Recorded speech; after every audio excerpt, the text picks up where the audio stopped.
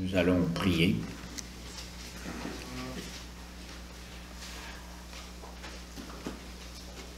Seigneur, comme nous venons de le chanter, ta parole, c'est une lumière qui m'aide à avancer sur le sentier de la vie. Oui, Seigneur, tu viens nous guider. Et sans ta parole, il n'y a même pas de sentier. On ne sait pas du tout où aller. On ne sait pas c'est quoi la vie, où nous conduire. Seigneur, viens donner un sens à notre vie et à chacun de nos pas. Et au bout du sentier que nous ne voyons pas, mais que toi tu vois, en Jésus ton Fils. Amen. Donc, le livre de Ruth, je lis le chapitre 2 au complet. C'était dimanche dernier, le premier chapitre. Si vous ne l'avez pas lu, c'est sûr que ça a une certaine importance. Le premier chapitre, c'est une famille au complet qui se déplace dans le pays de Moab, un pays où les gens où Dieu avait dit « n'allez pas là », où les gens avaient déjà interdit le passage du peuple qui revenait de l'Égypte avec Moïse. Ça fait que c'était pas le pays le plus agréable, surtout qu'on savait là-bas, on s'était trouvé d'autres dieux que le Dieu de Yahvé. Et une famille au complet avait déménagé parce qu'il n'y avait plus rien à manger. C'était la famine. Et eux avaient dit « on va laisser la terre, notre Dieu et tout le reste pour trouver de quoi manger, survivre à Moab. » Et, drame n'attend pas l'autre, le père de famille décède. Les deux garçons se trouvent chacun à se marier avec une femme de Moab. Et les deux garçons décèdent chacun leur tour. On se retrouve à la fin de ce premier chapitre avec 3 veuves. Et la plus âgée qui veut retourner sur sa terre, à pays, et dire à ses 2 belles filles, s'il vous plaît, vous êtes beaucoup mieux de rester chez vous, au moins vous aurez une famille, vous pouvez vous remarier. Ce que fait une des deux. Mais l'autre a dit non. Mais son non était un gros oui, que nous allons relire tantôt. Où tu iras, j'irai, où tu demeureras, je demeurerai. Ton Dieu sera mon Dieu, ton peuple sera mon peuple. Donc ils savent par cœur, et c'est quand 2 personnes s'échangent ça l'une à l'autre, ils sont liés pour la vie. Chapitre 2. Naomi avait un parent de son mari. C'était un homme puissant et riche du clan d'Élimélec qui s'appelait Boaz.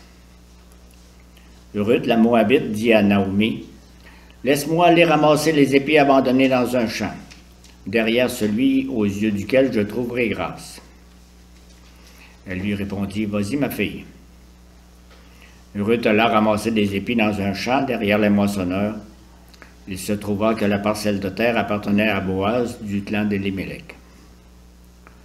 Or Boaz vint de Bethléem, il dit aux moissonneurs, « Que l'Éternel soit avec vous. » Ils lui répondirent, « Que l'Éternel te bénisse. » Boaz dit à son serviteur chargé de surveiller les moissonneurs, « À qui est cette jeune femme? » Le serviteur chargé de surveiller les moissonneurs répondit, « C'est une jeune femme moabite qui est revenue avec Naomi du pays de Moab. » Elle a dit, « Permettez-moi donc de glaner, de ramasser des épis entre les gerbes derrière les moissonneurs. » Et depuis son arrivée, ce matin jusqu'à présent, elle est restée debout et ne s'est reposée qu'un moment dans la maison.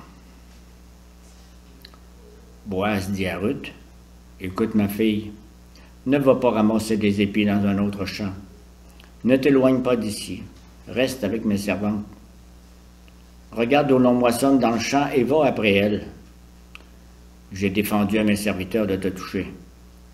Quand tu auras soif, tu iras au vase et tu boiras de ce que les serviteurs auront puisé. » Alors, elle tomba le visage contre terre, se prosterna et lui dit, « Comment ai-je trouvé grâce à tes yeux, pour que tu t'intéresses à moi une étrangère. Boaz lui répondit, « On m'a rapporté tout ce que tu as fait pour ta belle-mère depuis la mort de ton mari, et comment tu as quitté ton père et ta mère et le pays de ta naissance pour aller vers un peuple que tu ne connaissais pas auparavant. Que l'Éternel te rende ce que tu as fait, et que ta récompense soit entière de la part de l'Éternel, le Dieu d'Israël, sous les ailes duquel tu es venu te réfugier. » Elle dit, « Oh, que je trouve grâce à tes yeux, mon Seigneur, car tu m'as consolé et tu as parlé au cœur de ta servante. Pourtant, je ne suis pas, moi, comme l'une de tes servantes. »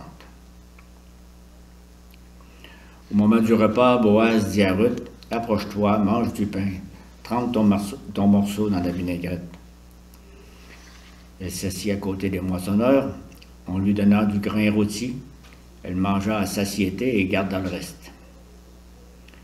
Puis elle se leva pour ramasser des épis. Boaz donna cet ordre à ses serviteurs, qu'elle ramasse aussi des épis entre les gerbes et ne lui fait aucun mal. Vous retirerez même pour elle des gerbes quelques épis que vous la laisserez ramasser sans lui faire de reproche. Elle ramassa des épis dans le champ jusqu'au soir, puis elle battit ce qu'elle avait récolté. Il y eut environ 22 litres d'orge. Elle l'emporta et rentra dans la ville. Et sa belle-mère vit ce qu'elle avait ramassé. Elle sortit aussi les restes de son repas et les lui donna. Sa belle-mère lui dit, « Où as-tu ramassé des épis aujourd'hui? Où as-tu travaillé? Béni soit celui qui s'est intéressé à toi. » Ruth raconta à sa belle-mère chez qui elle avait travaillé. « L'homme chez qui j'ai travaillé aujourd'hui s'appelle Boaz, » dit-elle. Naomi dit à sa belle-fille, « Qu'il soit béni de l'Éternel, qui garde sa bonté pour les vivants comme pour les morts. » « Cet homme nous est proche, » lui dit encore Naomi. « Il est un de ceux qui ont droit de rachat sur nous. » Ruth la Moabite ajouta, « Il m'a dit aussi, reste avec mes serviteurs jusqu'à ce qu'ils aient terminé toute ma moisson. » Naomi dit à sa belle-fille Ruth, « Il est bon que tu sortes avec ses servantes, ma fille, et qu'on ne te rencontre pas dans un autre champ. » Ruth resta donc avec les servantes de Boaz pour ramasser des épis jusqu'à la fin de la moisson de l'orge et de la moisson du blé. Elle habitait avec sa belle-mère.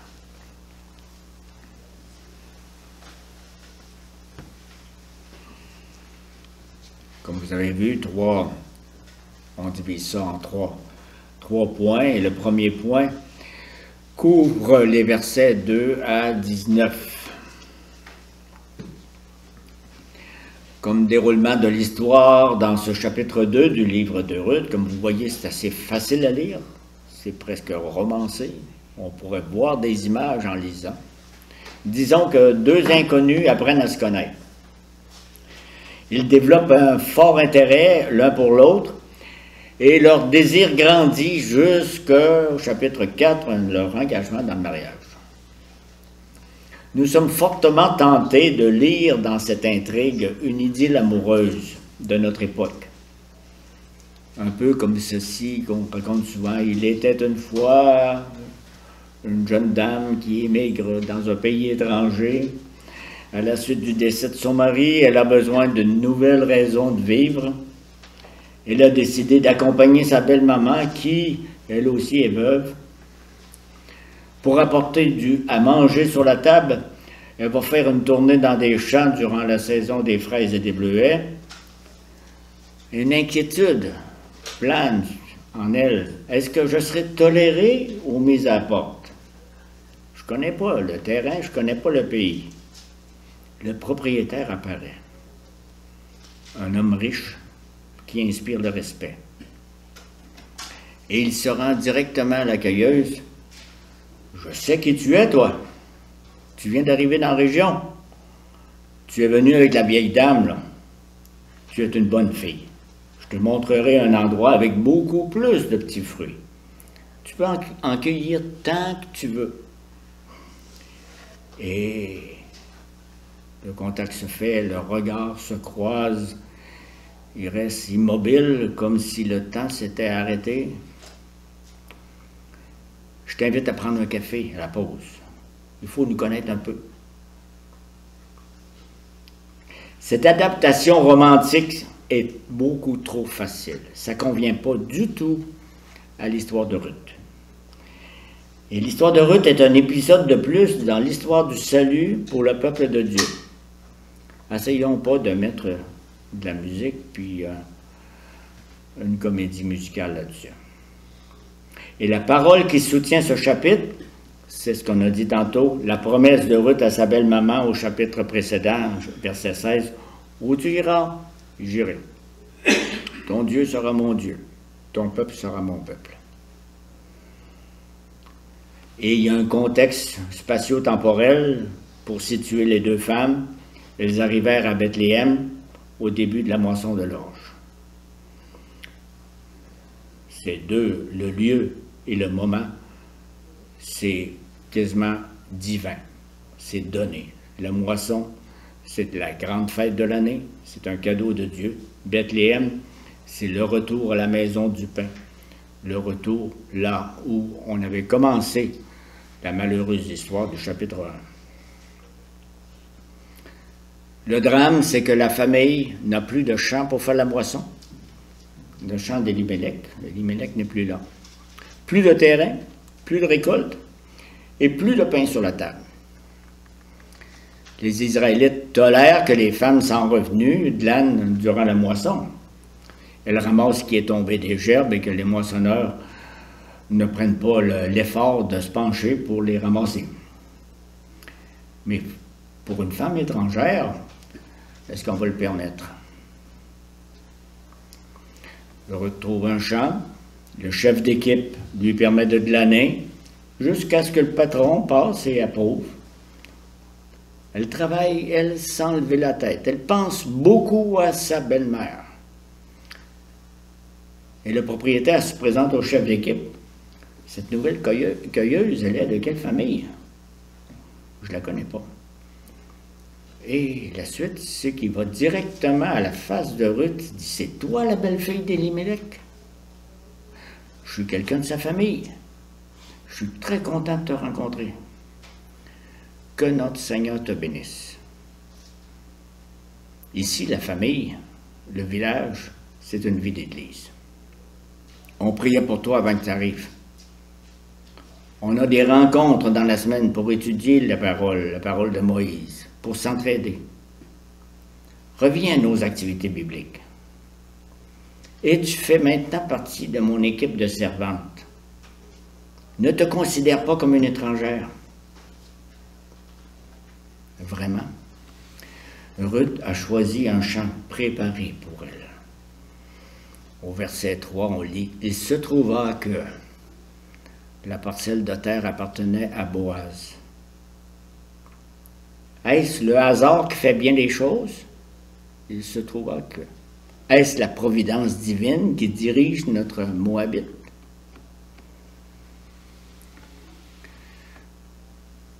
Toujours est-il que nous rencontrons une nouvelle personne dans ce chapitre 2 du livre de Ruth. Boaz. Le premier chapitre n'en parlait pas, puisque Boaz n'avait pas émigré à Moab, lui. En tant que personnage reconnu dans le petit village de Bethléem, il connaît toutes les nouvelles.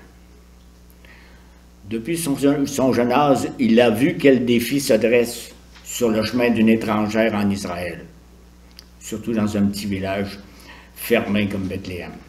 Sa maman venait de Jéricho. Elle avait décidé de quitter Canaan afin de rejoindre le peuple qui adorait le Dieu de Josué et de Moïse. Sa maman s'appelait Rahab. Elle avait quitté son peuple et ses dieux pour s'incorporer au peuple d'Israël. Ça ressemble beaucoup à l'arrivée de Ruth. Probable que Boaz avait supporté durant son enfance bien des moqueries des copains à propos « Ah, ta maman, on sait, elle vient d'ailleurs. Et en voyant Ruth faire son chemin au milieu du peuple de Dieu, il pense à sa maman. C'est comme un chapitre béni. Tous les intervenants ici sont bien disposés. Boaz va au-devant pour accueillir Ruth. Ruth apporte une partie de son repas à sa belle-maman. Naomi qui instruit Ruth sur les mœurs du coin en lui donnant les meilleurs conseils pour récolter et avancer dans la vie. Y a-t-il une substance répandue dans l'atmosphère qui rendrait les gens agréables? Il y a une indication au verset 12. C'est Boaz qui prononce des souhaits à Ruth. Que l'Éternel te rende ce que tu as fait et que ta récompense soit entière de la part de l'Éternel, le Dieu d'Israël, sous les ailes duquel tu es venu te réfugier. Nous lisons ici l'envers du premier chapitre. Moab était un pays qui ne voulait rien savoir d'Israël et de son Dieu. Décès par-dessus décès, mépris des lois sur le mariage. Ici, c'est la grâce. On m'a fait grâce. Le Seigneur est gracieux pour moi. À mon tour, je fais grâce. On ne calcule rien. C'est une largesse de cœur, une reconnaissance désintéressée. Vous êtes-vous déjà senti libre à ce point? Je me livre, je vais donner tout sans calculer. Libre de tout donner ce qui déborde de votre cœur. Avec la confiance que je donne tout, mais je ne perds rien. C'est ce qui arrive là. Cette confiance de ces trois intervenants-là, les deux femmes et Boaz. Ça m'emmène à parler de la famille. Et pour parler de la famille, je reprends verset 1. Naomi avait un parent de son mari. C'était un homme puissant et riche du clan d'Élimélec qui s'appelait Boaz. Et je reprends les versets 11 et 12.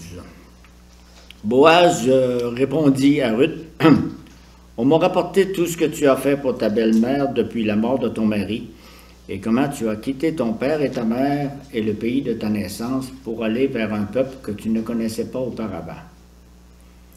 Que l'Éternel te rende ce que tu as fait, et que ta récompense soit entière de la part de l'Éternel, le Dieu d'Israël, sous les ailes duquel tu es venu te réfugier. »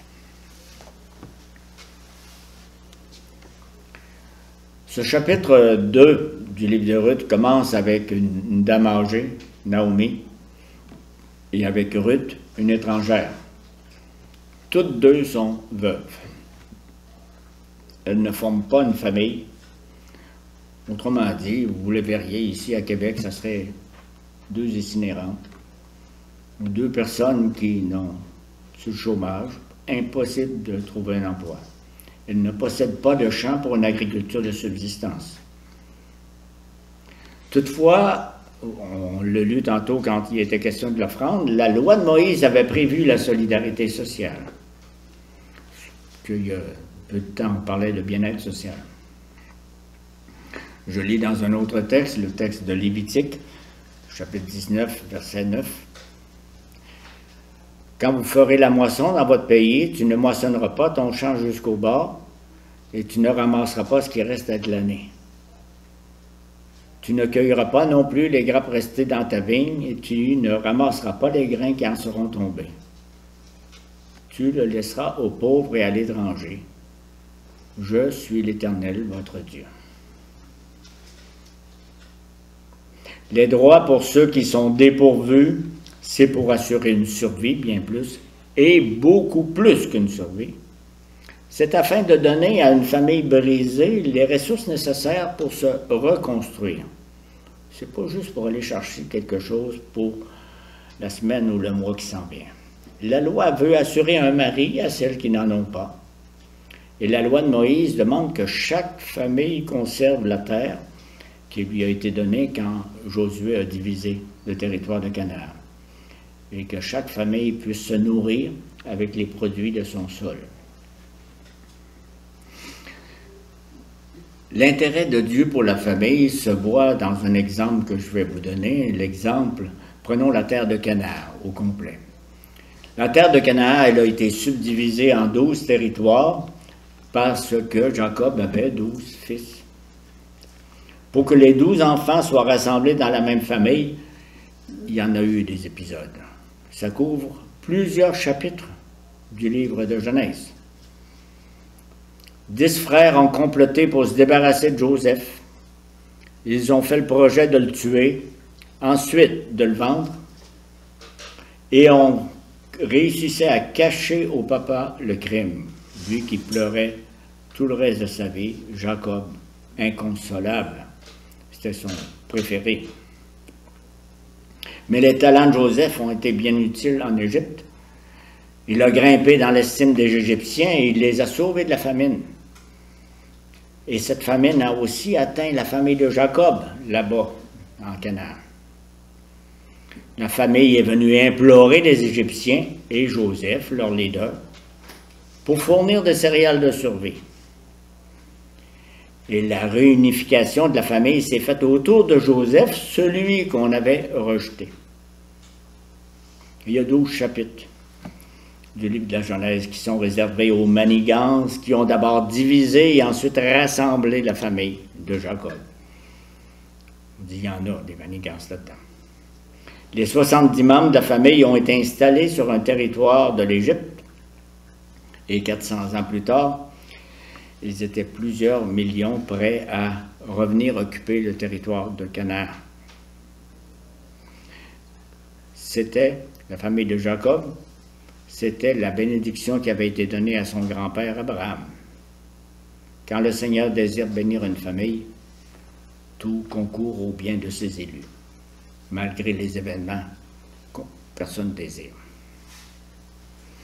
Donc, le Seigneur a placé la famille de Jacob sous son aile, sous sa chaleureuse protection, et par sa grâce, sa nouvelle famille qui est en train de construire celle des frères et des sœurs en Jésus, cette famille-là va se réunifier, s'agrandir et avancer dans la sanctification. La description que nous fait le début du livre des Actes qu'on a lu tantôt nous remplit de courage.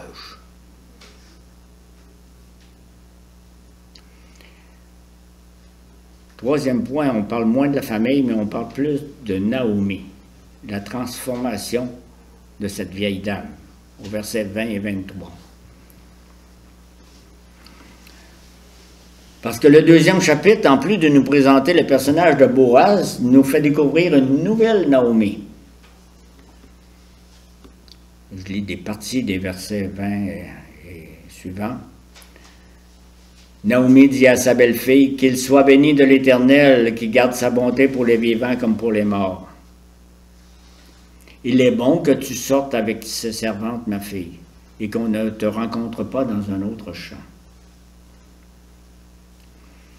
Quelle transformation dans le cœur de cette dame, si on considère ce qu'elle disait au verset 20 du premier chapitre. Elle disait en revenant à Bethléem, « Oubliez mon nom, appelez-moi Mara, car le Tout-Puissant m'a rempli d'amertume. J'étais dans l'abondance à mon départ, et l'Éternel me ramène les mains vides. Pourquoi m'appelleriez-vous Naomi, après que l'Éternel s'est prononcé contre moi, après que le Tout-Puissant a provoqué mon malheur? » Naomi exprime ici un nouveau souffle, une nouvelle vie. Je dirais plutôt qu'elle fait la rencontre de celui qui est la source de la vie. On parle beaucoup dans ce chapitre de la rencontre de Ruth avec Boaz. On parle très peu de Naomi, mais c'est une nouvelle Naomi que nous avons à la fin du chapitre. Toutes ces exclamations commencent par l'Éternel. Elle se sent dans la protection du Tout-Puissant. comme le petit oiseau à l'ombre des ailes de sa maman. Elle pourrait chanter le psaume 36, dont je vous lis quelques versets, les versets 6 à 10, psaume 36. Éternel, ta bonté s'élève jusqu'au ciel, ta fidélité atteint les nuages. Ta justice est aussi haute que les montagnes de Dieu. Tes jugements sont profonds comme le grand océan. Éternel, tu secours les hommes et les bêtes. Combien ta bonté est précieuse, ô Dieu. À l'ombre de tes ailes, les hommes cherchent un refuge. Ils se rassasient de l'abondance de ta maison, et tu les fais boire au torrent de tes délices. Car c'est auprès de toi qu'est la source de la vie. Et c'est par ta lumière que nous voyons la lumière. Sûrement que ces paroles sont dans le cœur de Naomi. Elle qui est revenue en disant « Je change de nom, j'ai tout perdu ce que j'avais dans les mains. Mon mari, mes 2 fils. » Donc Naomi conseille encore plus fortement à Ruth « Retourne travailler dans le même champ, n'hésite pas à faire des bonnes relations avec les autres servantes. » Et dans ce débordement de reconnaissance, Naomi fait la confession que celui qui dirige la vie de Boaz, qui dirige la vie de Ruth et qui dirige l'avenir de la famille d'Élimélec, c'est l'Éternel. Vous savez que la famille d'Élimélec, le nom d'Élimélec était disparu. C'est une résurrection pour la famille d'Élimélec. Et la preuve de cela, c'est quand on continue à lire, l'avenir de sa famille est dans sa descendance. Jésus, fils de David, petit-fils d'Obed, qui est le fils de Boaz. Et c'est lui qui donne, qui nous donne le pardon, la restauration, une famille, le salut dans sa nouvelle vie de Christ ressuscité. En son nom béni, nous sommes ici.